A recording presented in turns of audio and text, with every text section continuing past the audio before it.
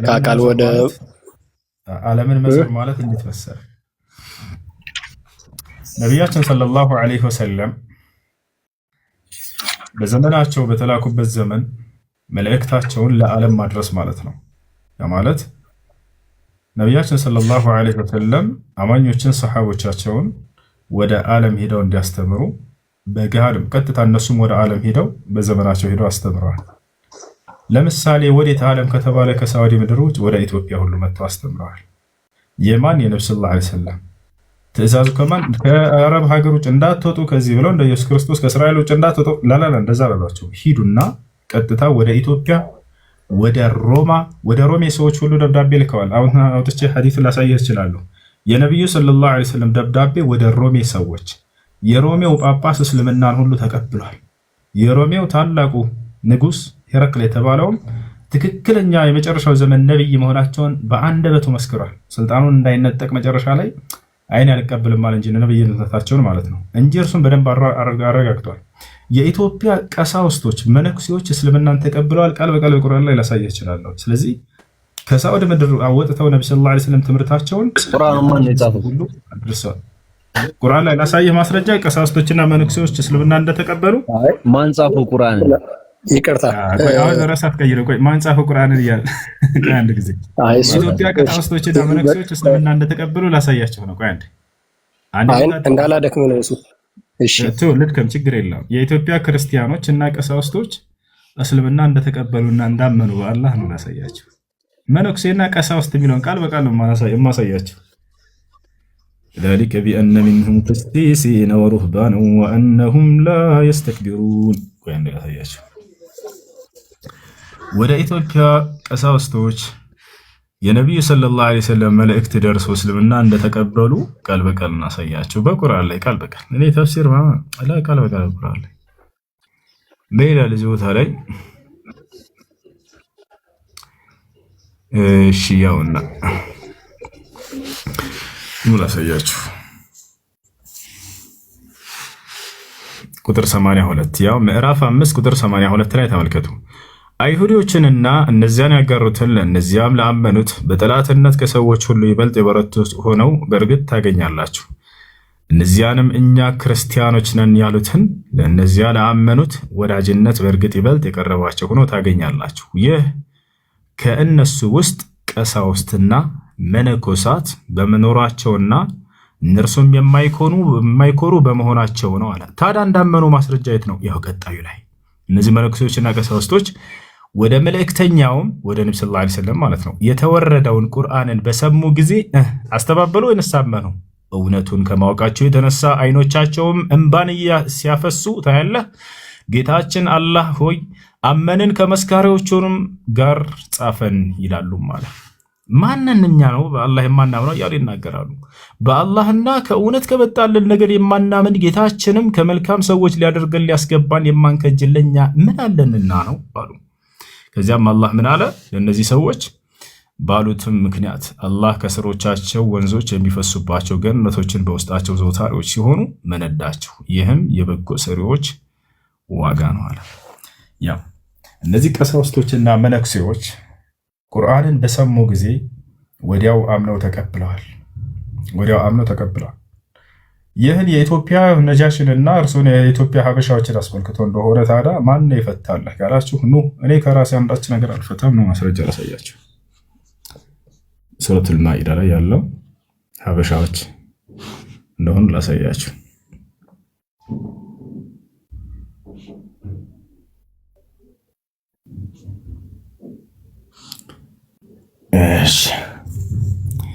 ነጃሽ እና ከእርሱ ጋር ያሉ ሰዎች ናቸው። ያውና ተመልከቱ التفسير المختصر في التفسير الزلي وهؤلاء እነዚህ ከነጃሺ ወአስሐቡሁ ነጃሽና ከእርሱ ጋር ያሉ ጓደኞቹ ናቸው።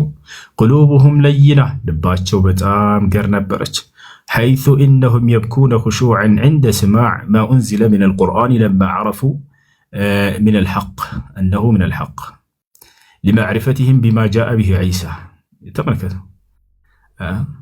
ቁርአንን በሰሙ ጊዜ ማልቀሳቸውን ይገልጻል። ማናቸው? እነዚህ ነጃሽና ከእርሱ ጋር ያሉ ጓደኞች ብሎ ገልጾታል። ያው ቀጥታ ልተርጉምላችሁ።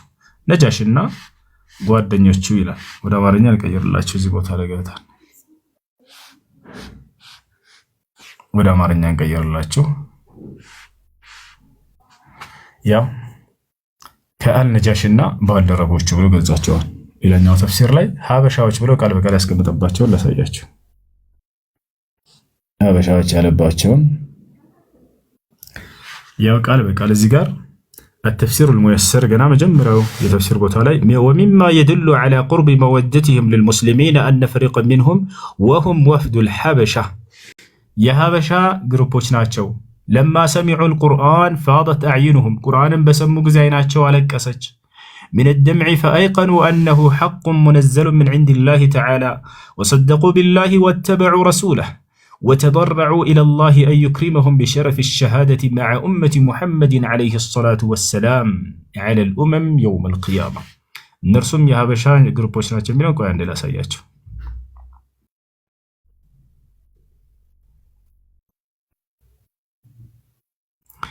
ولا ما نيال كير الله تشوف زيغر الناس كمتا زيغر الناس كمتا እነርሱም ቁርአንን ሲሰሙ ከአቢሲኒያ ሀበሻ የሚለውን አቢሲኒያ ብሎ ተረጎመ። ከአቢሲኒያ የመጡ ልዑካን ነበሩ። አይኖቻቸውን በእንባ ሞላ እያለ ይናገራል። ስለዚህ እነዚህ የኢትዮጵያ ቀሳውስቶችና መነኩሴዎቻችሁ ቁርአንን በሰሙ ጊዜ ወዳው አልቅሰው እስልምናን ተቀብለው ነበር፣ ከነ ንጉሱ ጭምር ማለት ነው። ያው አልቅሰው ነው ቁርአንን በሰሙ ጊዜ ወዳው ኢስላምን የተቀበሉትና ከነብዩ ሰለላሁ ዐለይሂ ወሰለም ያመኑ። ስለዚህ ነብዩ ሰለላሁ ዐለይሂ ወሰለም ትምህርታቸውን ለዓለም ህዝብ ሁሉ አድርሱ ብለው ሰሃቦቻቸውን አድርሰው ሰሃቦቻቸውን ለዓለም ሄደው አድርሰው እንዲቀበሉ አድርገዋቸዋል። ወደ ሮሜ ሰዎች የላኩትን ደብዳቤ ላሳያችሁ። ሐዲስ ላይ ወደ ሮሜ ሰዎች ሮሜ ቁጥር 1 ቁጥር ምዕራፍ 1 ቁጥር 32 ተቀጥታ ዘገር ታገኛላችሁ። ሮሜ ያልኩኝ ያለሁት የነብዩ ሰለላሁ ዐለይሂ ወሰለም ወደ ሮሜ ሰዎች የላኩት ደብዳቤ ነው። ሐዲሱ ምን ያለ መሰላችሁ? ሚን ሙሐመድ ረሱልላህ ሰለላሁ ዐለይሂ ወሰለም ኢላ ዐዚም ሩም ይረቀል ነቢዩ ሰለላሁ ዐለይሂ ወሰለም ከእርሳቸው ወደ ሮሜ ሰዎች የላኩት ደብዳቤ ምን የሚል ነበር? ፈኢኒ አድዑከ ቢዲዓየት ልእስላም እኔ በእስልምና ጥሪ አደርግልሃለሁኝ አሉት። አስሊም ተስለም ስለም ሰላም ትሆናለህ በሁለቱም ዓለም። ፈኢኒ አድዑከ ቢዲዓየት ልእስላም አስሊም ተስለም ዩእቲከ አላሁ አጅረከ መረተይን አላህ ምንዳህን በሁለት መንገድ ይሰጣል አሉት። ፈኢን አበይተ ፈኢና ዐለይከ ኢስመል አሪሲይን እምቢ ካልክና አልቀበልም ካልክ ግን እንዲሁም ከህዝቦችህ ይህን ኢስላም የምታቅብና የምታግድ ከሆንክ በአንተም በህዝቦችም ትጠይቃለህ፣ የሁለቱንም ኃጢአት ትሸከማታለህ አሉት። ምክንያቱም አንድ ሰው ራሱ ኢስላምን አልረዳም ብሎ ሌሎችንም አይረዱ አልፈልግም ብሎ ቢዘጋቸው በኃይሉና በጉልበቱ መንግስት ከሆነ ወደ እነዚያ ሰዎች እውነትን እንዳይደርስ በማድረጉም እንዲሁም ራሱን ባለመቀበሉ ይጠየቃልና። ወያ አህለል ኪታብ አሉ እናንተ የመጽሐፉ ሰዎች ሆይ አሏቸው ተዓለው ኢላ ከሊመቲን ሰዋኢን በይነና ወበይነኩም እኛንም እናንተንም እኩል ወደምታደርገን ወደ ሆነችዋ ንግግር አንዱን አምላክ እናምልክ ወደሚለው ነው የምጠራችሁ፣ ሌላ አይደለም አሉ ነብዩ ሰለላሁ ዐለይሂ ወሰለም። አምላክን አንድም ሶስትም ነው አትበሉ፣ አምላክ ሞተ አትበሉ፣ አምላክ ለዘላለም ሕያው ነው፣ አንድ ብቻ ነው በማንነቱም በምንነቱም እርሱን እመኑና ወደኛ ነው ብለው ጠሯቸው ነብዩ ሰለላሁ ዐለይሂ ወሰለም። አላ ነዕቡዱ ኢለላህ ወላ ኑሽሪከ ቢሂ ሸይአን በእርሱ ላይ ቅንጣት ላናጋራበት፣ ወላ የተኺዘ ባዕዱና ባዕደን አርባበን ሚን ዱኒላህ ከፊል ከፊላችን ሌሎች አማልክቶችን ጌቶችን እንዳይዝ ይህን ነው በቃ የምንፈልገው አሉ። ፈኢን ተወለው ፈቁሉ አሽሀዱ ቢአንና ሙስሊሙን እምቢ ካሉና እንቀበልም ካሉ እኛ ሙስሊሞች መሆናችንን እወቁ እንግዲያውንስ መስክሩ በላቸዋል። ወሰላሙ ዐላ መን ኢተበዐል ሁዳ አሉ መጨረሻ ላይ ሲዘጉት ቅኑን መንገድ በተከተሉ ሰዎች ላይ የአላህ ሰላም ይስፈንባቸው አሉ። ያ ሰላም ወላሂ ምንኛ ያማረ ጥሪ ነው። ገና ሲጀምሩ በአምላክ ስም ብለው ይጀምራሉ፣ ሲጨርሱ እውነትን እና ቅኑን መንገድ በተከተሉ ሰዎች ላይ የአምላክ ሰላም ይስፈንባቸው እያሉ ይጸልዩላቸው ነበር። እና ይህ ነው ነብዩ ሰለላሁ ዐለይሂ ወሰለም። ስለዚህ ማነው ኦሜጋ መልእክታቸውን ለዓለም ሁሉ እንዲደርስ ራሳቸው ደብዳቤዎቻቸውን ልከው ትውልዶቻቸውን ሰሃቦቻቸውን እየላኩ አስደርሰዋል። እንዲሰልሙ አድርገዋቸዋል። ማስረጃም እንዳሳየሁ ማለት ነው። እሺ ጥሩ። የኢትዮጵያን አይቻለሁ። ወደ ኢትዮጵያ የመጡት ያው ከስደት አንጻር እንደሆነ ነው በታሪክ ማውቀውና በስደት ሲመጡ ትምህርቱን ለማስፋፋት ነው ማለት ይቻላል ወይ? ድንገት አድርገው ሊሆን ይችላል፣ ግን ነገር ግን ዋነኛ ዓላማቸው እሱ አልነበረም። ስደት ነው ዋና መነሻቸው አይደለ? ስደትን መነሻ አድርገው ያንን ነገር አድርገው ሊሆን ይችላል።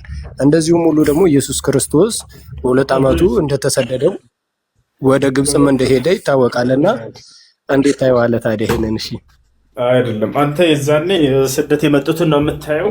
የዛ ጊዜ ብቻ አይደለም ነብዩ ሰለላሁ ዐለይሂ ወሰለም በበርካታም ጊዜ እንትን ብሏቸዋል። ያው ደብዳቤውን የላኩበትን ደብዳቤ ቆይ ላሳይህ። በቃ ነብዩ ሰለላሁ ዐለይሂ ወሰለም ወደ ኢትዮጵያ ንጉስ የላኩትን ደብዳቤ በማስረጃ ወጥቼ ባሳይህ የተሻለ ይመስለኛል። ዝም ብሎ በስደት እንዳጋጣሚ የመጡ ነው ይመስላቸው አይደለ? ደብዳቤውን አስይዘዋቸዋል። ደብዳቤውን ላሳያችሁ ከነ ማስረጃው ከነ ምንጩ። ወደ ሀበሻ ንጉስ የላኩት ደብዳቤ ወደ ሮማ ሰዎች ወደ ዓለም እንዳለን የላኩት በዘመኑ የነበሩ መንግስታትን ሁሉ አንድ ሳያስቀሩ ነብዩ ሰለላሁ ዐለይሂ ወሰለም ልከውላቸዋል። ደብዳቤ ወደ እስላም ነው ብለው ለዓለም ሂድ አድርስ ተብለዋልና ነብዩ ሰለላሁ ዐለይሂ ወሰለም ያንንም በርካቶች ተቀብለዋል። የተቀበሉት የግብፅ ንጉስ የዛኔ ግብፅ በክርስትና ነበር የምትተዳደረው፣ ክርስትና ነበር። ወዲያውም ባየ ጊዜ ትክክለኛ ነብይ መሆናቸውን መስክረው ነበር። ልክ እንደ ሄረክል ሆነ አቋሙ። የኢትዮጵያው ንጉስ ግን ጀግና የሆነው የሀበሻው ንጉስ የሚገርማችሁ የዛኔ ሮማ ነበረች ከላይ ተቆጣጥራ እንትን የምትላቸው ማንንም አልሰማም ብሎ ኢስላምን ተቀብሏል። እርሱ ቆይኑ ላሳያችሁ። ነብዩ ሰለላሁ ዐለይሂ ወሰለም ወደ ኢትዮጵያ የላኩት ደብዳቤ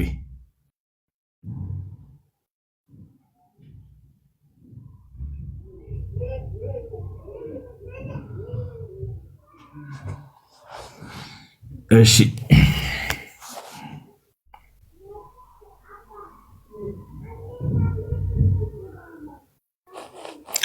ያው ላሳይህ የላኩላቸው ደብዳቤዎች ወደ አማርኛ ትርጉም ያሳያቸው የሐዲሱል ምንጭ ያዙት ልጆች ሶሒህ ሙስሊም ላይ ታገኝታላችሁ። ቁጥር 1744 ላይ፣ ትርሚዚ ላይ 2716 ላይ፣ ነሳኢ ላይ ልክ ነው 8796 ላይ ታገኝታላችሁ።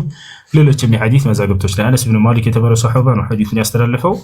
أن نبي الله صلى الله عليه وسلم نبي صلى الله عليه وسلم كتب إلى كسرى وإلى قيصر وإلى النجاشي ولا نجاشي دبداب بن صفوان وإلى كل جبار يدعوهم إلى الله تعالى وليس بالنجاشي الذي صلى عليه النبي صلى الله عليه وسلم وفي رواية لم يقل وليس بالنجاشي الذي صلى عليه النبي صلى الله عليه وسلم تقال النبي صلى الله عليه وسلم ياو وإذا إثيوبيا من قستاتوش ولا ሌሎችም ወደ ዓለም መንግስታቶች ደብዳቤ ልከዋል። ያውና ማስረጃው የእግዚአብሔር ነብይ ብሎ ተረጎመው ጎግል አለይሂ ሰላም። አሁን እዚህ ቦታ ላይ ጎግል አላህ የሚለውን እግዚአብሔር ብሎ ነው የሚተረጉመው። የእግዚአብሔር ነብይ ነብይ ሰለላሁ ዐለይሂ ወሰለም የእግዚአብሔር ነብይ ያላቸው ነው። ቅዱሳን ምን ተላላችሁ? የእግዚአብሔር ነብይ ሰላምና በረከት በእርሱ ላይ ይሁንና ለችሮስሮስ ይላል ኪስራ የሚለውን ነው ለቄሳር ለንጉስ ኔጉስ ብሎ ተረጎመው። ኔጉስ የሚለው ንጉስ ያለው ነጃሺ የሚለው ነጃሺ ማለት ትርጉሙ ንጉስ ማለት ነው። ያ ማዕረጋቸው ነበር ልክ አጼ ምናምን እንደሚባለው ማለት ነው። ለእያንዳንዱ አምባገነንና ሁሉን ቻይ ለእያንዳንዱ አምባገነን ወደ ሁሉን ቻይ አምላክ እየጋበዘ ጽፈዋል ደብዳቤ ነብዩ ሰለላሁ ዐለይሂ ወሰለም አያርና።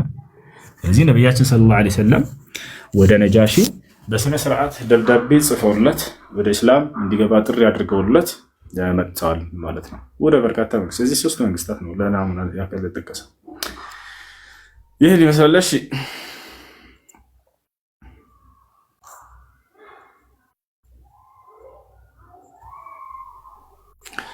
እሺ እስካሁን ድረስ ቁርስ አልበላም። ማን ነው የሚቀጥል ልጅ ካለ አስገባቸው ነው። በቃ ለጾም እንደበዚህ ልጆች ምን ይሻላል? ስናጾም ከሆነ አሁን እንዳውም አንድ ነገር ላስገንዝባችሁ ልስጣችሁ። ለምሳሌ ሰውየው ሌሊት ላይ አልነየተም። ንያ ግድ ነበር አይደለም ከሱብሒ በፊት። ነገር ግን ሰውየው አልነየተም እንበል። ይሄ ሰውዬ ሳይነይት ፀሐይ ወጥቷል ምናምን አርፍዶበታል። ግን በዛው መጾም ቀጠለ። ዋጅብ ከሆነ አይቻልም። የረመዳን ጾም ከሆነ የግዴታ ቀድሞ ከሱብሒ አዛን በፊት መነየት አለበት። ሱና ከሆነ ግን ችግር የለም። ሱና ከሆነ ይችላል። ማስረጃ ነብያችን ሰለላሁ ዐለይሂ ወሰለም ከዕለታት አንድ ቀን ግን ሱና ከሆነ መኖር አለበት፣ ሳይበላ መሆን አለበት። ሰውዬው ከሱብሒ በኋላ ምንም ያልበላ መሆን አለበት። ከሱብሒ በኋላ በልቶ ከዚያ በኋላ ጾማለሁ ቢል አይቻልም። አልበላም ነው ምሳሌ። ከዚያ በኋላ ነብያችን ሰለላሁ ዐለይሂ ወሰለም ምንም ሳይበሉ ፀሐይ ከወጣ በኋላ ቤት ሄዱ። የሚበላል ወይ ብለው ሲጠይቁ የለም አሏቸው። ኢዘን አነ ሷኢም አሉ። በቃ ስለዚህ ጽም ያለው እንዳውም ብለው ነብያችን ሰለላሁ ዐለይሂ ወሰለም ስናጾማቸውን በዚያው ከተው። ስለዚህ ከዚህ ይዘው ዑለሞች ስናጾም ካረፈደ በኋላም ሰውየው መለየት ይችላል። ግን መስፈርቱ ከሱብሒ በኋላ ያልበላ መሆን አለበት። ከሱብሒ በኋላ የበላው የሚጠጣ ከሆነ ያንን መለየት አይችልም ማለት ነው። እሺ ጥያቄ ያለው አለ የገባችሁት? ናቲ ወይ እሱ እንዴት ነህ? አላህ አልሐምዱሊላህ ደህና ነው። ሁሉ ሰላም ነው። እንዴት ናችሁ? አላህ አልሐምዱሊላህ። ኦኬ አንድ ሁለት ጥያቄዎች ነበሩኝ፣ ምናልባት ፈቃደኛ ከሆንክ። ይቻላል። መርሃባ። የኔ ጥያቄ አዳምና ሔዋን በገነት ለ7 ዓመታት ያክል እንደኖሩ መቼም ቁርአንም ይመሰክራል እና ከ7 ዓመት በኋላ ያው አታድርገው የተባሉትን ነገር አድርገው ወደ ምድር እንደመጡ ሁላችንም የምናውቀው ሀቅ ነው። አዳምና ሔዋንን ማን አዳናቸው የሚለው ወይም አዳምና ሔዋን በእናንተ ማብራሪያ ብትሰጠኝ። በጣም ጥሩ ጥያቄ። እሺ አድርገው በጣም ጥሩ ጥያቄ። አዳምና ሔዋን ኃጢአት አድርገዋል። ከኃጢአታቸው እንዴት ዳኑ? ዋንስ አዳናቸው? ያዳናቸው አምላክ አላህ ሱብሓነሁ ወተዓላ ነው። እንዴት ዳኑ ወደሚለው ስንመጣ በንስሐ ቃል ነው የዳኑት። ያ ማለት አምላክ አላህ ሱብሓነሁ ወተዓላ እንዴት ንስሐ ማድረግ እንዳለባቸው ያሳውቃቸው፣ ወደ እርሱ ንስሐ አደረጉ፣ ንስሐቸውንም ተቀበላቸው። ማስረጃ ቃለ ሱብሓነሁ ወተዓላ ፈተለቃ አደሙ ሚን ረቢሂ ከሊማቲን ፈታበ ዐለይሂ ኢነሁ ሁወ ተዋቡ ረሒም። በሱረቱል በቀራ 2ኛው ምዕራፍ ላይ አላህ ሲናገር ነው ይላል። ስለዚህ ጉዳይ አዳምም ከጌታው ከአላህ የንስሐ ቃላቶችን ተቀበለ፣ አሳወቀው አላህ። ከዚያም ወደ አላህ በእነዚያ በንስሐ ቃሎች ንስሐ አደረገ። አላህም ንስሐውን ተቀበለው። እኔ አምላካቸው አላህ ንስሐን የምቀበል አዛኝ የሆንኩኝ አምላክ ነኝና አለ። በሌላ ቦታ ላይ ምን አይነት የንስሐ ቃል ነው የሰጣቸው የሚለውን ጥያቄ ልጠይቁ ትችላላችሁ። ምን ብለው ነው ንስሐ ያደረጉት? እንዴት ብለው ስተናገሩ የሚለውንም በሱረቱል አዕራፍ ላይ ገልጹታል። 3ኛው ገጽ ላይ አላህ ሱብሓነሁ ወተዓላ በሱረቱል አዕራፍ ላይ ሲናገር የአዳምና ሔዋንን የንስሐ ቃል ምን አለ? ቃለ ረበና ዘለምና አንፉሰና ወኢን ለም ተግፊር ለና ወተርሐምና ለነኩነነ ሚነል ኻሲሪን አሉ። ጌታችን አላህ ሆይ ኃጢአትን በማድረጋችን ነፍሳችንን በድለናል፣ እዘንልን፣ ማርልን። የማታዝንልንና የማትምረን ከሆነ ግን ከከሳሪዎች እንሆናለን አሉ። ወዲያው አምላክ አላህ ሱብሓነሁ ወተዓላ የባሪያዎቹን ንስሐ ተቀባይ አምላክ ነውና ንስሐ ባደረጉ ጊዜ ማራቸው። በቁርአን ላይ ቃል ኪዳኑ ሲናገር በእርሱና በባሪያዎቹ መካከል ያደረገውን የንስሐ በር ወኢኒ ለገፋሩ ሊመን ታበ ይላል። ወደ እኔ ንስሐ ላደረገ እኔ ምርለታለሁ ብሎ ቃል ገብቷል። በሌላ ቦታ ላይ በሱረቱል ማኢዳ ላይ ሲናገር ምን አለ?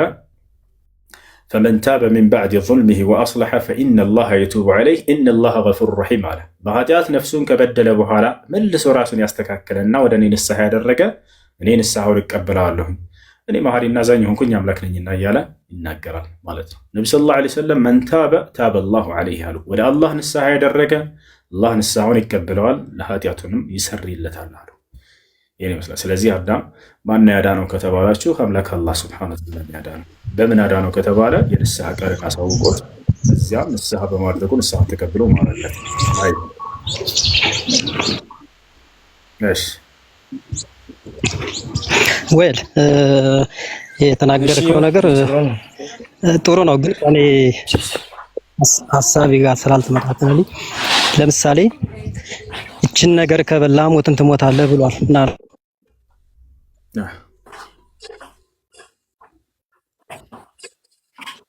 ስለዚህ እንዳትነካ የተባለውን ነገር ስለነካ ብቻ ሙቷል። እሱ መዛፍ ይመስላል ጣበት ባይዘው ለሰው ልጅ መኖሪያ አይደለችም አይደለ? መቆያና የኑዛዜ ሄጃ እንጂ መኖሪያ አይደለችም። እቺ እኛ ያጠፋንባት መቀጫችን ዓለም ናት። እቺ ምናልባት በእናንተም እንደው አላል መኖሪያ ነው እና ወደዚች ምድር መጥቶ መኖሪያ አይደለችም እያልክ መስሎኝ ምድር እንዲኖር ዘንድ ነው የተፈጠረው አዳም ያው እኮ ያ ማለት በኃጢአቱ እንትን ብሎ ማለት ነው። በኃጢአቱ ቅጣት ነው። እቺ የቅጣታችንን የምንወጣባት ዓለም ናት እንጂ ዘላለም ዓለም የምንኖርባት ገነት ናት። ምድር የተፈጠረበት ዓላማ ነው ይኖር ዘንድ ነው። የኃጢአቱ ዋጋ ከገነት መውጣቱ ነው። ኃጢአትን በሰራ ጊዜ ትወጣለህ። فقلنا يا آدم إن هذا عدو لك ولزوجك فلا يخرجنكما من الجنة كجنة እንድትወጡ እንዳያደርጋችሁ ይለው ነበር። ስለዚህ አዳምና ሔዋን የኃጢአታቸው ዋጋ ከገነት እንዲወጡ እሺ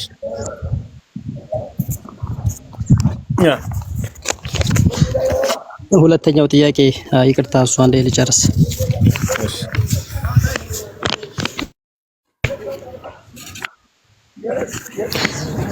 ለአደም ወይም ለአዳም የተሰጠችው ሚስት ስንት ሚስት ነበረች? አንድ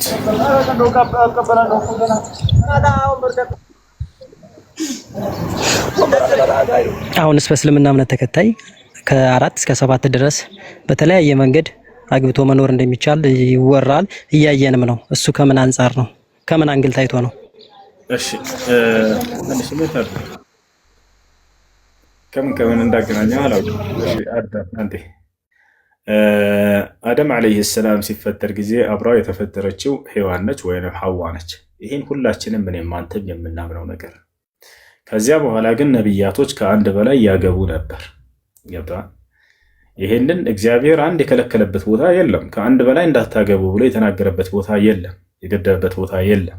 ከአንድ በላይ እንዳውም እስከ 1000 ድረስ የእግዚአብሔር ሰዎች ያገቡ ነበር መጽሐፍ ቅዱስ ላይ 1000።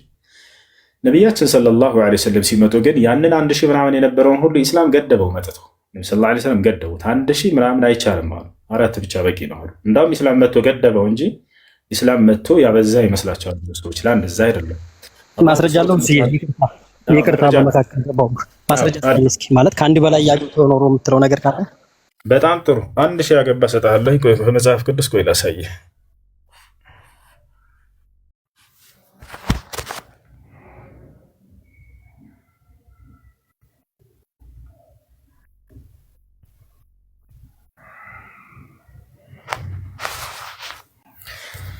እሺ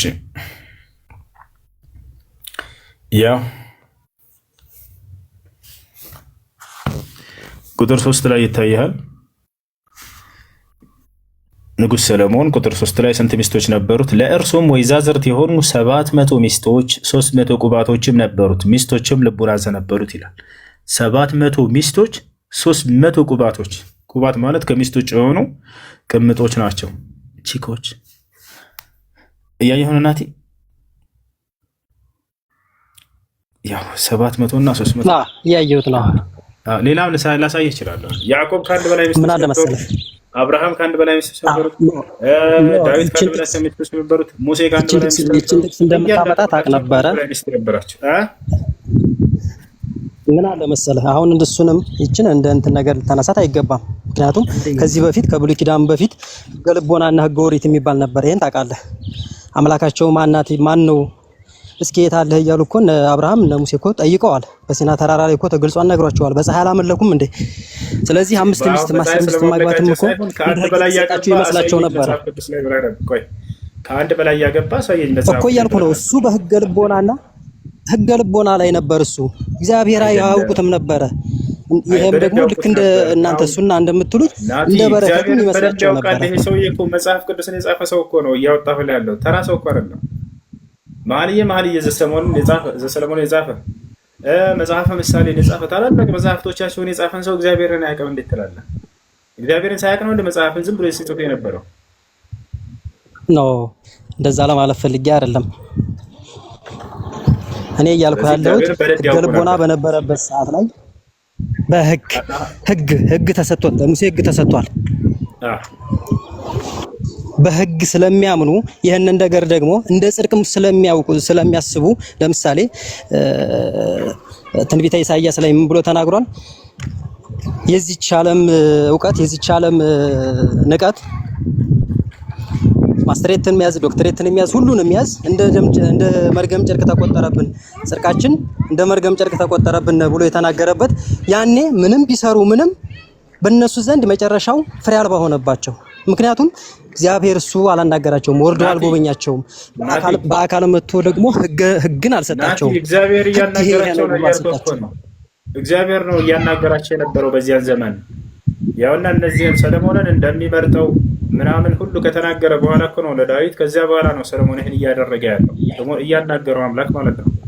እርሱ ብቻ አይደለም፣ እርሱ ብቻ ሳይሆን እግዚአብሔር ለምሳሌ አንድ ሰው 2 ሚስቶች ቢኖሩት እንዴት አድርጎ ማስተዳደር እንዳለበት ሕግና ስርዓትን አውጥቷል። ሕግና ስርዓት የሚወጣው ደግሞ ለተደነገገ ነገር ነው አይደለ? ያልተደነገገ ቢሆን ኖሮ 2ኛ ማግባትን ራሱ ይቃወመው ነበር እግዚአብሔር አይደለ? ናቲ ተቃወመ ማለት እንዴ ታዲያ? በሐዲስ ኪዳን እኮ እሱ ራሱ ወረደ ከሰማይ ሰማያት ማስተዳደር እንዳለበት ወረደ ሕግ እያልከው። ቆይ ናቲ፣ እግዚአብሔር አንድ ሰው 2 ሚስት ቢኖሩት እንዴት ማስተዳደር እንዳለበት ሕግና ስርዓትን አስቀምጦላቸው አይደለ? ይኸውልህ ምን አለ መሰለህ አንዳንድ እንዴት ማስተዳደር ነቢያቶች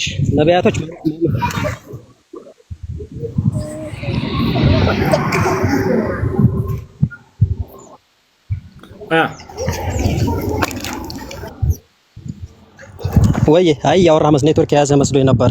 እና እኔ እያልኩ ያለሁት ነቢያቶች እንደዛ ይናገሩ ነበር። አድርገዋል፣ አላደረጉም ማለት አይደለም። ሰርተውታል፣ አድርገውታል። ነገር ግን በአዲስ ኪዳን ክርስቶስ ራሱ ወደ ምድር መጥቶ ግን ደግሞ ህግ ይሄ ነው አይደለም እንተወው ሳይሆን ያነ በህገ ልቦናና በህገ ኦሪት ስለነበር ሲመሩ የነበሩት አብርሃም ጨረቃን አላመለከም እንዴ? ይሄ ትክክል ነው። አብርሃም እግዚአብሔር መልክተኛ ነው። እግዚአብሔርን አናግሮት ህገ ኦሪት ከማን ነው? ከእግዚአብሔር ነው አይደለም እያልኩ ያለሁት አልተረዳኸኝም? ተረድቻለሁ። ያ ህገ ኦሪት ስለሆነ ነው አልከኝ። ህገ ኦሪት ከማን ነው? ከእግዚአብሔር ነው ወይንስ አይደለም? ከእግዚአብሔር ነው። በጣም ጥሩ። ስለዚህ በዚያ መጽሐፍ ላይ አንድ ሰው አንዳቸው ሁለት ሚስት ቢኖረው እንዲህ አድርጎ ያስተዳድራት እያለ ህግና ስርዓት አውጥቶላቸዋል በኦሪት ላይ እያልኩህ እኮ ነው። ላሳየህ ማስረጃ እግዚአብሔር ራሱ ማለት ነው። እሺ አሳየኝ። እግዚአብሔር ከአንድ በላይ ሁለት ሶስት አድርጉ ያሁኑን እነሱ ቆይና አዳምጦ ራሱ እግዚአብሔር እንዴት አድርጎ ሚስቶቹን አንድ ሰው ማስተዳደር መቀለብ እንዳለበት ምናምን ይሄን ሁሉ ሊናገር ነው እያልኩህ ነው። ህግና ስርዓት እያወጣላቸው ነው። ቆይ ላሳየህ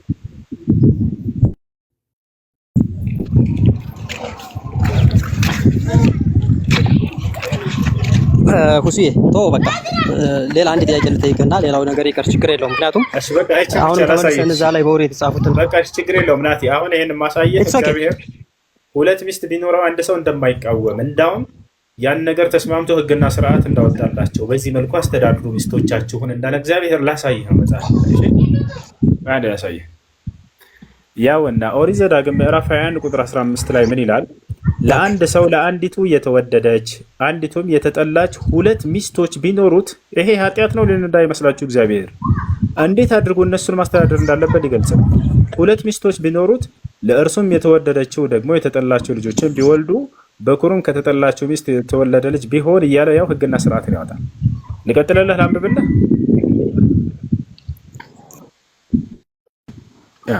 አይወለሁ እሱ ያልተረዳኝ ነገር ምን አለ መሰለህ፣ በኦሪት ይፈቀር ነበር። በኦሪት ይፈቀር እሱን እኮ እየተናገርኩ ያለሁት ስላልተረዳኝ ነው። ማብራሪያ እያመጣህልኝ ያለህ አሁን ተረዳው። በቃ አሁን ኦኬ መጽሐፉ የኛ ስለሆነ አሁን መጣ በቃ። ስለዚህ በኦሪት ተፈቅዶ ነበር፣ በአዲስ ኪዳን ግን ተከልክሏል ነው አይደል ሐሳብህ? አሁን መጣህልኝ። በአዲስ ኪዳን የተሰሩትን እናንተ ነበር ሲያወጣ የነበረው የአዲስ ኪዳኑ አምላክ ነው ወይንስ ሌላ አምላክ ነበር? እስካሁን በቃ አምላክ ነው እንጂ። አላሁ አክበር። ስለዚህ ያ አምላክ የራሱ የአዲስ ኪዳን አምላክ ነው። የዛኔ ከአንድ በላይ ሲፈቅድ የነበረው ማለት ነው አይደል? ወይንስ ሌላ አምላክ ነው? አሁንም አልተረዳኸኝም። ተረድቻለሁ። አንድ ጥያቄ ልጠይቅ እስኪ። አምላክ ነው ያንን ህግ ሲያወጣ የነበረው ወይንስ ሌላ አምላክ ነበር? የት አድርጋለህ ክርስቲያን?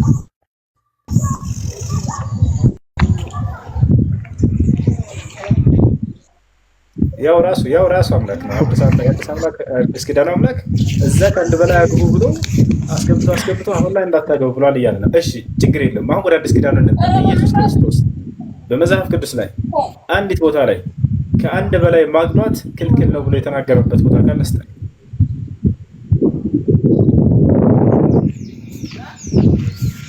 ምዕራፍና ቁጥሩን እንዲህ ነው ብዬ ባልነግርህም ሚስትህ ብትሞትብህ ወይም ባልሽ ቢሞትብሽ ጥለህ ውጣ ነው የሚለው። የሚወደኝ ቢኖር እኔን ይከተላል እንጂ ሌላ ፈታህ አግባ ሶስትም አራትም አግባ ይልም። በአዲስ ኪዳን ማስረጃ ካለ ማቅረብ ትችላለህ። ምክንያቱም የሚወደኝ ቢኖር እኔ ከአንድ በላይ ማግባት ክልክል ነው ወይንም ከአንድ በላይ አታግቡ ብሎ የተናገረበት ቦታ ነው። ያ ማለት እኮ እየነገርኩህ ያለሁት እኔ አሁን አንዴ እንጂ ናቲ በሃይማኖቴ አታዳምጣ። እሺ ጥቅስ ካለ ማምጣት ትችላላችሁ ክርስቲያኖች። ከአንድ በላይ አታግቡ ወይንም ከአንድ በላይ ማግባት አይቻልም ብሎ የተናገረበት የከለከለበት ቦታ ካለ ማምጣት። ከሌለ ግን እኔ እንደ ክርስትና ለምሳሌ 1000 ሚስቶች ባገባ የሚከለክለኝ የለም። ጻድቅ የሆነ አምላክ ሰው ወይንም አምላክ የሚያናገረው አካል ራሱ 1000 አግብቶ አምላክ የተቃወመበት ቦታ የለምና ሰለሞንን ለምን 1000 አገባህ ብሎ ይሄን 1000 ማግባትህ ኃጢአት ነው ብሎ የተናገረበት ቦታ የለም። ማንንም ያዕቆብንም ሲያገባ ከአንድ በላይ ሙሴንም ሲያገባ ዳዊትንም ሲያገባ። ስለዚህ እኔ እንደ ክርስትና ሃይማኖት እንዳውም ኢስላምን ልታመሰግኑት ይገባል። 4 ብሎ በመገደቡ ማለት ነው። ከዚያ በላይ ቢያገባ ሰው ኃጢአት ይሆንበታል። ቃል በቃል አላህ በቁርአን ላይ ተናግሯል። አሳያለሁ። መጽሐፍ ቅዱስ ላይ ግን አዲስ ኪዳንም ላይ አንዲት ቦታ ላይ ከአንድ በላይ አንድ በላይ ማግባት ክልክል ላይ የሚል የለም። ኢስላም ነው መቶ የገደበላችሁ። እንዳውም ኢስላም አንድ ብቻ ሁሉ አግቡ ካልቻላችሁ ብሎ አንድ ቁጥርን አስቀምጦ ታውቃላችሁ። ቃለ ሱብሓነሁ ወተዓላ ፈንኪሑ ማ ጣበ ለኩም ሚነ ኒሳ መስና ወሰላሰ ወሩባዕ ፈኢን ኺፍቱም አላ ተዕዲሉ ፈዋሒደተን ካልቻላችሁ አንዲት ብቻ አግቡ ብሏል አላህ። ይሄ ነው። ቀጣይ ጥያቄ ኢየሱስ ክርስቶስ ሰው ነው በጧት አካባቢ መጀመሪያ እንደገባ አካባቢ ስናገር ሰምቻለሁኝ እና ማስረጃ ካለ ብትሰጠኝ ብዬ ነው። ሰው ነው አምላክ ከሆነ ደግሞ ማስረጃ አምጡ ስትለይ ስለነበረ እሺ ኢየሱስ ክርስቶስ እኔ አምላካችን እንደ ሰው ነው ትክክለኛ ሰው ነው ብለህ የተናገርክበት ሰው ነው ብሎ ኢየሱስ የተናገረበትን ነው ማሳየህ ማስረጃ? አዎ እሺ አሳያለሁ። ያው አብሽር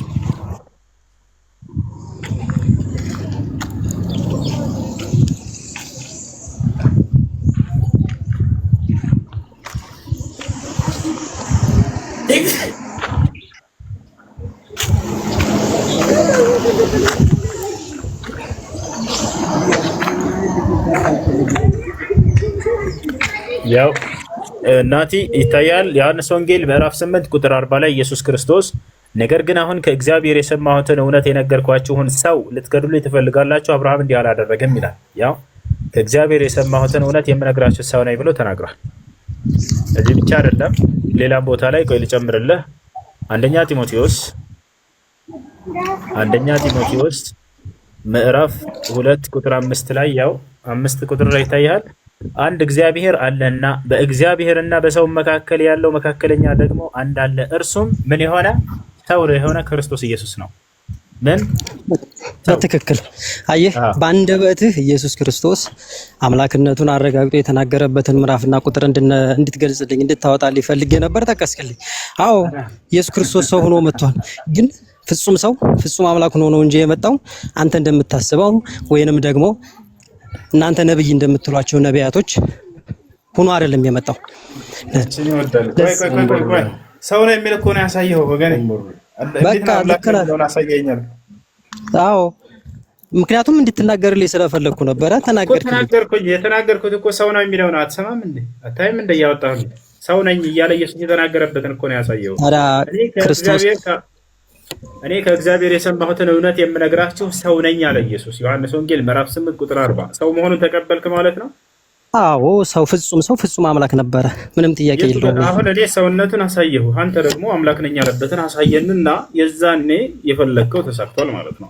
ሌላ አሳየ። አይ ቆይ መርሃባ፣ ችግር የለውም አብሽር፣ ችግር የለውም። እግዚአብሔር አምላክነቱን ምን ይላል? ወደ ዕብራውያን ሰዎች ምዕራፍ 1 ቁጥር 10 ላይ አንድ ያውጣልኝ ስልክ። ዕብራውያን 1 10 ክርስቶስ እኔ አምላክ ነኝ ያለበት ቦታ የለም። ከሱ ነው የግርን ጀምርና እንሄዳለን። ችግር የለም እኮ እየነገርኩህ ነው እንጂ ታዲያ አውጣልኝና እሱን ቪወር አሉ ተመልካች ይኸው አምላክ ካልሆነ ዕብራውያን 1 10 አውጣልኝ። ዕብራውያን 1 10 እሺ ላውጣልህ። ዕብራውያን 1 10 ላይ ምን ይላል? ይላል ደግሞ ጌታ ሆይ አንተ ከጥንት ምድርን መሰረትክ፣ ሰማዮችም የእጆችህ ስራ ናቸው። እሺ ቀጥል አንብብልኝ። እሺ ቀጥላለሁ። እነርሱም ይጠፋሉ፣ አንተ ግን ጸንተህ ትኖራለህ። ሁሉም እንደ ልብስ ያረጃሉ። እግዚአብሔር ይስጥልኝ፣ አመሰግናለሁኝ። ሁሉም የእጅ ስራ ናቸው፣ ሰማያቶች እንደ መጎናጸፊያ ተጠቀልላቸዋለህ። አንተ ግን ጸንተህ ትኖራለህ። አንተ ግን ሕያው ነህ ብሎ ተናግሯል። የአምላክ አይደለም ነብዩ መሐመድ ሕያው ነው አይደለም? ይሄን ብቻ መልስልኝ። አሁን ሕያው ነው። አሁን ጨርስ እንጂ ማነው ሰማይና ምድር የሰራው? ሰማይና ምድር የሰራው ማን ነው? ክርስቶስ፣ እግዚአብሔር አምላክ ክርስቶስ ነው። ክርስቶስ ነው የሚለው የት ጋር ያገኘው? እግዚአብሔር ነው ሰማይና ምድር የፈጠረው። ኦሪት ዘፍጥረት ምዕራፍ 1 ቁጥር 1 ላይ እግዚአብሔር በመጀመሪያም ሰማይና ምድርን ፈጠረ ይላል። እግዚአብሔር እንጂ ሲፈጠር የነበረው ቆያድናም ተረጋበለ። እሺ ችግር የለውም። እሺ አንደኛ እሱ ነው። ኢየሱስ ክርስቶስ ራሱ ፍጡር ነው። ፍጡር እንደሆነ ማስረጃ ላሳየህ። አይደለም ሊፈጠር ፍጡር ደግሞ ፈጣሪ ሊሆን አይችልም በፍጹም። አንዴ ላስቸግርህ። ቆላሲስ 1:15 ላይ ያውጣልኝ። በክርስቶስ ኢየሱስ እንደተፈጠረ ጥቅስ መሄዳቸው ቆያዳም ይኸውልህ። ፍጡር ማለት አንዴ ፍጡር መሆኑን ክርስቶስ እንረዳና ወደ ቀጣይ እንሄዳለን። ፍጡር ማለት ነው አንድ ነገር እሺ፣ ፍጡር ማለት አንድ ነገር ልንገርህ። እግዚአብሔር አምላክ ወደዚች ምድር ሲመጣ ፍጹም ሰው ፍጹም አምላክ ነው። እንደ ሰው ሆኖ የሰራቸው ስራዎች አሉ። እግዚአብሔር ነው የመጣው። እግዚአብሔር ነው የመጣው ወይንስ እግዚአብሔር አንድያ ልጁን ነው የላከው? አንድያ ልጁን ልኳል እግዚአብሔር። ስለዚህ እግዚአብሔር ነው የመጣው። እግዚአብሔር ራሱ ነው የወረደው። አንድያ ልጁን ለክቶ ልኳል። አንድ ልንገርህ፣ አንዴ 2 ደቂቃ ብቻ ስማኝ። አዳም ዮሐንስን የሚለው አንድ ረጋበልና መሬት እግዚአብሔር አንድያ ልጁን ላከ ነው የሚለው ዮሐንስ። አንተ ደግሞ አይ ራሱ የመጣው እግዚአብሔር ነው እያልከን ነው። ሁለቱም ናቸው የመጡት? እግዚአብሔርም ልጁን ናቸው የመጡት ወይንስ እግዚአብሔር ልጁን ነው የላከው ወይንስ እግዚአብሔር ነው የመጣው? ልመልስልህ። እሺ፣ በመጀመሪያ ዘፍጥረት ምን ይላል? ቃል ነበረ፣ ሰማይና ምድር የቆመ የተሰጡት በቃል ነው። ዘፍጥረት ላይ በመጀመሪያ ቃል ነበር አይልም? ዮሐንስ ላይ ነው ያለው እኮ። ዮሐንስ ላይ ይላል ዘፍጥረት። አዳምጠኝ እንጂ ዘፍጥረት ምንድን ነው የሚለው? ሰማይና ምድር የተፈጠሩት በምንድን ነው? በቃል ነው። እቺ ምድር አሁን ያለችባት ምድር እኮ ብጥብጥ ውሃ ላይ ነው ያለችው። እቺን ያለባለ ያቆመ ምንድን ነው? ቃል ነው። ይሁን ለይኩን ተብሎ አይደለም የተፈጠረችው? አይደለም ወይኔ በፈጣሪ ቃል አይደለም ሰማይና ምድር የፈጠረው። ዘፍጥረት ላይ እንደዛ አይልም። ለምን መጽሐፉ ቃል ተረዳ አላስረዳህ? ይኸውልህ አንድ ያውጣልኝ። እሺ ዘፍጥረት፣ እሺ ዘፍጥረት አንድ አውጣልኝ። የፈጠረው እግዚአብሔር ነው፣ ግን ሁን አለ ሆኖ ነው የሚለው። ቆይ ላሳየህ። የፈጠረው ቃል ነው ይላል። ተመልከቱ። ቃል ፈጠረ ይላል እኮ። ቆይ ላሳየህ። የፈጠረው እግዚአብሔር ነው። ዮሐንስ አንዳንድ ምን ይላል ታዲያ? የድሮ ሰማይና ምድር የፈጠረው ቃል እዛ ላይ ቃል ፈጠረ የሚለው። ቆይ ላሳየህ። አንድ ጊዜ ሁሉን የፈጠረው አምላክ ነው እግዚአብሔር ብሎ ይገልጻል። ቃሉ ነገራቶችን ይፈጥራል ነው ይፈጥራል እንጂ ቃሉ ቃል ፈጠረ የሚል የለም። ቆይ ላሳየህ። ተረጋጋ። እና ኦሪት ዘፍጥረት ምዕራፍ 1 ቁጥር 1 ላይ ሰማይና ምድርም ማን እንደፈጠረ አንዴ እናሳየህ። ኦሪት ዘፍጥረት ምዕራፍ 1 ቁጥር 1 በመጀመሪያም ቃል ፈጠረ ነው የሚለው አይደለም። እግዚአብሔር ስልክ ቢኖረኝና እንዳንተ ዲስፕሌይ እያደረኩኝ ናቲ ይኸውልህ፣ ይኸው ቃሉን አንብብሽ። አዎ በሚገባ እግዚአብሔር ሰማይና ምድርን ፈጠረ ነው የሚለው። ምድርም ባዶ ነበረች፣ አንዳችም አልነበረችም፣ ጨለማም በጥልቁ ላይ ነበረ፣ የእግዚአብሔር መንፈስ በውሃ ላይ ሰፍኖ ነበር እያለ ይናገራል። እዚህ ቦታ ላይ ማነው ሰማይና ምድር የፈጠረው? እግዚአብሔር ነው አይደለም? እግዚአብሔር ምን ብሎ ነው የፈጠረው? ይሁን ለይኩን ብሎ በቃል አይደል የተፈጠረው? ግን ፈጣሪው ማን ነው? በቃል ነው የተፈጠረው። ይሁን ብሎ ብቻ በስትንፋስ ይሁን በማለት ብቻ እግዚአብሔር ነው ፈጣሪው። ስለዚህ ይናገራል። ተናጋሪ ነውና እግዚአብሔር በመናገር ሁን እያለ ይፈጥራል። ያ ግን ያ የተናገረው ሁን የሚለው ቃሉ ሳይሆን የፈጠረው እግዚአብሔር ነው የፈጠረው። በምኑ? በቃሉ ፈጠረ። ችግር የለውም እኮ በእርሱ ላይ በቃ እንደሱ ዮሐንስ አንዳንድን ደግሞ አውጣልኝ። የዮሐንስ አንዳንድን ደግሞ አውጣልኝ። ምን ይላል? ያ ቃል ድሮ ሰማይና ምድር የተፈጠሩበት ቃል ግን ስጋ ሆነ። ያ ሰማይና ምድር የተፈጠረበት የሰማይና ምድር የተፈጠሩበት ቃል ስጋ ሆነ አይደለም? እንዴት ነው ያስረዳ? አውጣልኝ። ዮሐንስ አንዳንድን አውጣልኝ። እሺ አውጣልኝ። በመጀመሪያው ቃል ነበር፣ ቃልም ከእግዚአብሔር ዘንድ ነበር፣ ቃልም እግዚአብሔር ነበር። በቃ እሷን አንደር ላይ እናድርግልኝ። ቃልም ምን ይላል? የእግዚአብሔር ነው ይላል ወይስ እግዚአብሔር ነው የሚለው? እሷን አንደር ላይ እናድርግልኝ። ቃልም በጣም ተመልከቱ። እግዚአብሔር ነው የሚለው ወይስ የእግዚአብሔር ነው? የእግዚአብሔር እንደሆነ እዚያው መጽሐፍ ቅዱስ ላይ ማስረጃ ሰጣለሁ። ችግር የለም። እኛም የክርስቶስ ያ ቃል እግዚአብሔር ነበር። አታዳምጥም? ልሰጠህ ነው ፍቺ ከራሱ ከመጽሐፍ ቅዱስ አዳምጠህ። ቃልም የእግዚአብሔር ነው የሚል አለ ወይ እያለ ነው። ወላሂ በጠየቀው መሰረት ልሰጠው። ቃል የተባለው እዚያ ጋር ማን ነው? ኢየሱስ ነው ብለህ ነው የምታምነው? ይሄ እኮ ልመልስልህ ነበረ፣ አንተ ቸኮልክብኝ እንጂ እኮ እየጠየቅኩህ ነው። መልስ። ቃል የተባለው ኢየሱስ ነው ወይ? አዎ። በጣም ጥሩ። እንግዲያውንስ ኢየሱስም የእግዚአብሔር ነው ይላል መጽሐፍ ቅዱስ። እኛ የኢየሱስ ነን፣ ኢየሱስም የእግዚአብሔር ነው ይላል። ላሳየህ ጥቅስ መጽሐፍ ቅዱስ ላይ ይላል። ስለዚህ የጠየቀው ራሱ መጣለ ማለት ነው። ቃልም የእግዚአብሔር ነበር የሚላለው ያው ቃል ኢየሱስ ነው ብለህ ያምናል ይሄ ልጅ። ቃልም የእግዚአብሔር ነበር፣ ኢየሱስ ክርስቶስ የእግዚአብሔር ነው። እስትንፋስ የእግዚአብሔር እስትንፋስ ነበረ ቃሉ። ያን ቃል እስትንፋሱ ነበረ። ያ እስትንፋስ ደግሞ የሰው ልጅ ለማዳን ሲባል ከድንግል ማርያም የፈጠረውን ስጋ ተዋሃደ፣ ሰው ሆነ። ዮሐንስ ላይ እየተናገረ 14 ላይ እየተናገረ ያለው ያን አይደለም። አሁን ልንገርህ። አሁን ችግሩ ምን መሰለህ ናቲ?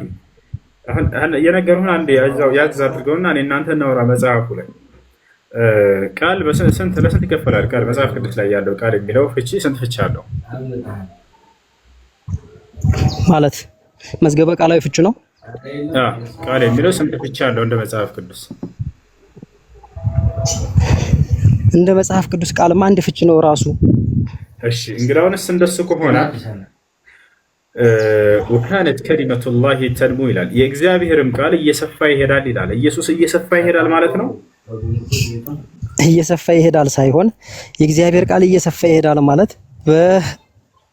በህዝቡ ዘንድ ትምህርቱ እየሰፋ ክርስቶስ በጠባብ ደረት በአጭር ቁመት ቃል የሚለው ትምህርት በሚል የሚፈታል ማለት ነው አይደለ? አሁን መጣልኝ አየኸው። ስለዚህ ቃል ሲባል አንድ ፍቺ ነው ያለው፣ ኢየሱስ ብቻ ነው የሚለውን እየተወ ነው። ይሄ ልጅ በጣም ጥሩ እርምጃ ነው። ስለዚህ ቃል የሚለው ለትምህርትም ይሆናል የሚለውን ፍቺ አገኘን። አሁን በጣም ጥሩ። ኢየሱስ ቃል ተብሏል። እሺ ችግር የለው። አንተ አሁን እኮ አልከን ትምህርቱ እየሰፋ ይሄዳል ማለት ነው አልከን። የእግዚአብሔር ቃል እየሰፋ ይሄዳል ሲል ምን ለማለት ነው? ስለ መጽሐፍ ቅዱስ ላይ ትምህርት